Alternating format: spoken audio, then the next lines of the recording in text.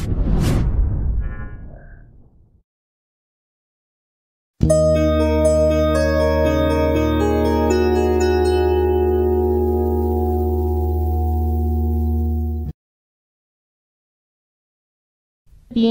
کا ذکر ایک ہی لائن میں آیا ہے، ایک ہی آیت میں آیا ہے۔ یہ نہیں کہا گیا کہ اللہ کی اطاعت کریں، اس سے کچھ کم رسول کی اطاعت کریں، اور اس سے کچھ کم اولی الامر کی اطاعت کریں۔ نہیں، تینوں کی اطاعت ایک ہی طرح سے لازم ہے اور واجب ہے۔ اب رسول کے بارے میں تو ہم کہہ سکتے ہیں تمام مسلمان کہ ان سے کوئی غلطی نہیں ہوتی، وہ پاک ہیں، وہ معصوم ہیں، قرآن نے اس کی گواہی دی۔ کیا آج دنیا کا کوئی بھی حکمران، مسلم حکمران، یہ دعویٰ کرتا ہے یا کر سکتا ہے کوئی سیاستدان کہ وہ اسی طرح سے پاک ہے جس طرح سے رسول تھے؟ نہیں، اس پہ بات کریں گے تو بات بہت دور تلک جائے گی، تو یہاں تک ہی ہم اس کو رکھتے ہیں۔ تو اس تشریح سے ہم شیعہ متفق نہیں ہیں کہ اولی الامر سے مراد جو ہے وہ حکومت کرنے والے ہیں، بلکہ ہم اس کو قرآن کی ہی روشنی میں سمجھنے کی کوشش کرتے ہیں۔ امر کیا ہے اور ولی کیا ہے؟ دو الفاظ آتے ہیں، ولی امر۔ ولی کے معنی ہوتے ہیں، بہت سے معنی ہیں، جس میں مالک، آقا، دوست، یہ سارے ولی کے معنی ہیں۔ امر کے کیا معنی ہے؟ بنیادی لفظ امر، اللہ کا حکم، اللہ کا حکم۔ اب قرآن میں دیکھیں کہ امر کا لفظ کہاں کہاں آیا ہے اور کس طرح سے آیا ہے۔ صرف ایک مثال دے کے آگے بڑھائیں گے اس کو۔ لوگ آتے تھے رسول اللہ کے پاس، پوچھتے تھے، مختلف سوالات پوچھتے تھے، رسول پاک اس کے جواب دیتے تھے مسجد نبی میں بیٹھ کر۔ تو اکثر لوگ آ کے پوچھتے تھے کہ یہ روح کیا ہوتی ہے؟ آپ کہتے ہیں انسان کے اندر روح ہوتی ہے، روحانی زندگی کا خیال رکھنا چاہیے، یہ بتائیں روح ہوتی کیا ہے؟ یسألونک عن الروح، یہ لوگ آپ سے سوال پوچھتے ہیں کہ روح کیا ہے؟ قل الروح من امر ربی، اے رسول انہیں کہہ دیجئے کہ روح اللہ کا امر ہے۔ امر کیا ہے؟ روح۔ اور ولی امر، ولی کا مطلب مالک، تو روحوں کا مالک کہہ لیں، روحوں کا بادشاہ کہہ لیں، یہ اس کا ایک انٹرپریٹیشن ہوتا ہے۔ اور دلچسپ بات یہ ہے کہ گنانوں میں ہمیں ایک ٹرم ملتی ہے، ہنسا جینا راجا۔ ہنس کس کو؟ ہنس ایک تشبیہ دی گئی ہے ہمارے لٹریچر میں، گنانے کے لٹریچر میں روح کو تشبیہ دی گئی ہے ہنس سے، تو بالکل وہی میننگ یہاں پہ نکلتے ہیں۔ تو شیعہ مکتبہ فکر کے نزدیک اولی الامر سے مراد حضرت محمد صلی اللہ علیہ وآلہ وسلم کی آل سے ہونے والے ائمہ مطہرین ہیں، جس میں حضرت علی اور ان کے بعد آنے والے امام شامل ہیں جو ان کی فاطمی نسل سے ہو۔ تو یہ ہمارا شیعہ عقیدہ ہے ولی امر کے متعلق۔ تو یہاں ہم دوسرے پارٹ میں ہم امامت، عقیدہ امامت کا تذکرہ کرتے ہیں، بیان کرتے ہیں۔ دوسری آیت جو اس کے ساتھ ہم تلاوت کرتے ہیں وہ سورہ یاسین کی آیت ہے، وَكُلَّ شَيْءٍ أَحْصَيْنَاهُ فِي إِمَامٍ مُبِينٍ۔ امام مبین کی ٹرم بہت مرتبہ آئی ہے کہ اور ہم نے تمام چیزیں امام ظاہر میں سمو دی ہیں،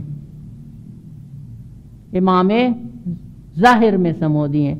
قرآن کے لیے کتاب مبین کی ٹرم آئی ہے، وَقَدْ جَاءَكُم مِّنَ اللَّهِ نُورٌ وَكِتَابٌ مُبِينٌ، اور تمہارے پاس تمہارے پروردگار کی طرف سے ایک نور اور ایک ظاہر کتاب موجود ہے۔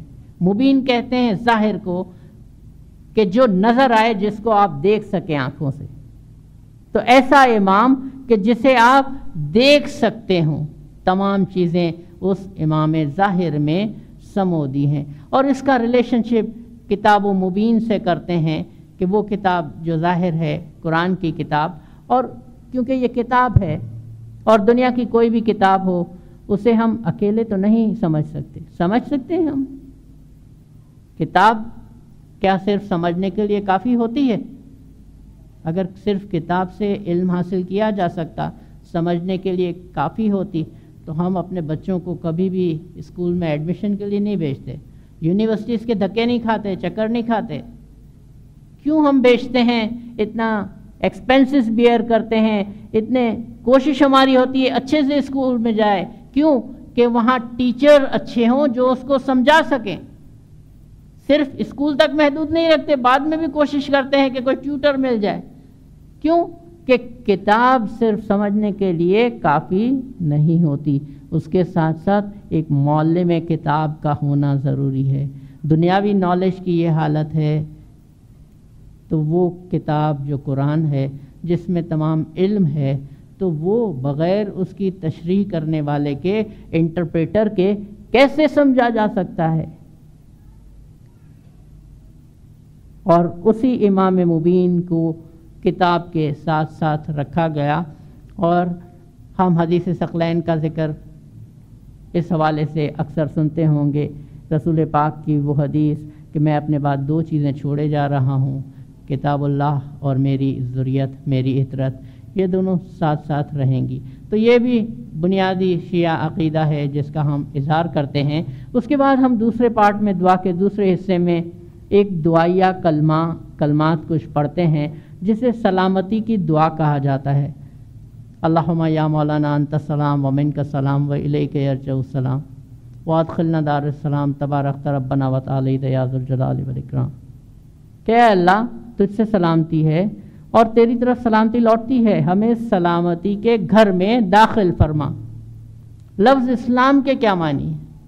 اسلام کے معنی امام سلطان محمد شاہ اپنی میموائرز میں ذکر کرتے ہیں، اسلام کا تعارف کراتے ہوئے، اور الفاظ یہ استعمال کرتے ہیں، اردو اس کا ٹرانسلیشن ہے کہ اب میں آپ کے سامنے اپنے دین کا تعارف کراتا ہوں جو اسلام ہے. اور اسلام کے معنی سلامتی کے ہیں، امن کے ہیں، پیس کے ہیں. جب ہم سلام کرتے ہیں تو کہتے ہیں السلام علیکم، تم پر سلامتی ہو. اور اللہ کے بے شمار نام ہیں جس میں ایک نام سلام ہے، یعنی وہ ذات جو بالکل شانتی اور سلامتی کی ذات ہے. اور دینداروں، آج کے حالات میں دونوں لحاظ سے ہم دیکھیں تو اس سے بہتر دعا اور مناسب دعا اور کیا ہوگی کہ ہم ایک دوسرے کے لیے سلامتی کی، امن کی، شانتی کی دعا مانگے. آج دنیا میں سب سے بڑا پرابلم اسی امن کا ہی تو ہے، امن کا ہی مسئلہ ہے. دنیا کے کسی بھی کونے میں جائیں. اس دعا کے بعد ہم دوسرے حصے کے اختتامی حصے کی طرف جاتے ہیں، اور دوسرے حصے کے اختتام میں ہم ایک کلمہ ادا کرتے ہیں، لا الہ الا اللہ محمد رسول اللہ علی امیر المومنین علی اللہ، اور ایک دعا مانگتے ہیں، یا علی بلطفک ادرکنی، اے علی اپنے لطف و کرم سے میری مدد کیجیے. یہاں پر اگین سوال آتا ہے کہ ہم علی سے مدد کیوں مانگتے ہیں؟ بہت سے اسٹوڈنٹس یہ سوال کرتے ہیں. تو دیندار اور جنہوں نے اگر ہم تاریخ کا مطالعہ کریں تو ہمیں اس کے جواب مل سکتے ہیں. ایک واقعہ سناتے ہیں، اس کے بعد اس کو کلیئر کریں گے. رسول پاک اللہ کے نبی، اور ابتدائی سالوں میں وہ خفیہ انداز سے تبلیغ کرتے تھے. پھر انہیں حکم ہوا کہ آپ کھل کر دعوت کریں، دعوت ذوالعشیرہ جس کو کہتے ہیں. یہ ہم تاریخ کی کتابوں میں پڑھتے ہیں، اور یہ متفق یعنی تمام مکاتب میں اس پہ اتفاق ہے. تو رسول اپنی فیملی والوں کو جمع کرتے ہیں، رسول اپنی فیملی والوں کو جمع کرتے ہیں اور ان کے سامنے ایک سوال پوچھتے ہیں. ان کے سامنے ایکم یعاذرونی، تم میں سے کون ہے جو میری پیٹھ مضبوط کرے گا، یعنی میری مدد کرے گا،